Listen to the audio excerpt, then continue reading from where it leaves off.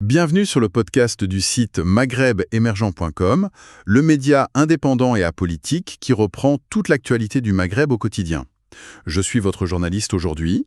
Alors, on aborde aujourd'hui une affaire qui a vraiment ému au Maroc. L'intervention du ministère de la Santé pour un nourrisson à Agadir. C'est venu après une grosse mobilisation citoyenne et aussi médiatique. On dit que c'est un peu une première là-bas. Pour en parler, on accueille notre invité, spécialiste de ces questions. Bonjour. Bonjour. Bon, cette situation, elle soulève quand même pas mal de questions sur le système de santé marocain, on est d'accord?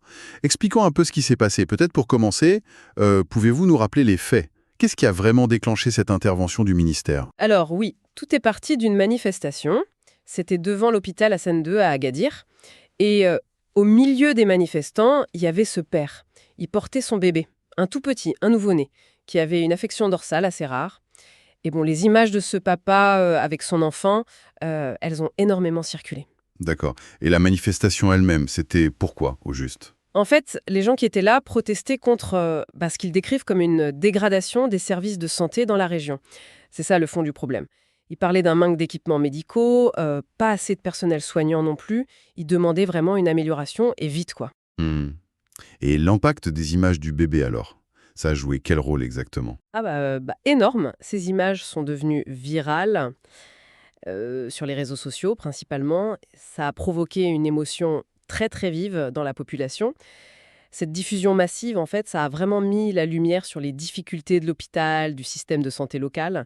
Ça a beaucoup sensibilisé les gens, je pense. Et c'est après toute cette mobilisation que le ministère a bougé. Concrètement, ils ont fait quoi au ministère de la Santé? Quelle a été leur réponse? Le ministère de la Santé et de la Protection sociale a annoncé qu'il prenait en charge le nouveau-né.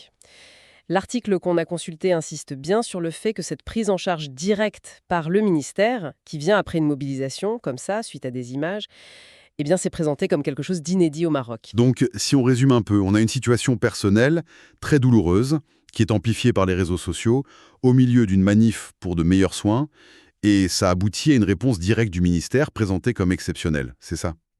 C'est exactement ça.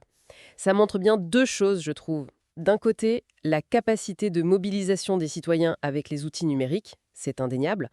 Et de l'autre, les défis qui persistent pour les infrastructures, les ressources humaines dans la santé, dans certaines régions en tout cas. C'est vrai, ça met en lumière ces deux aspects de façon assez frappante. Tout à fait. Merci beaucoup pour cet éclairage. Merci à vous. Merci pour votre écoute et retrouvez plus d'actualités sur maghrebemergent.com.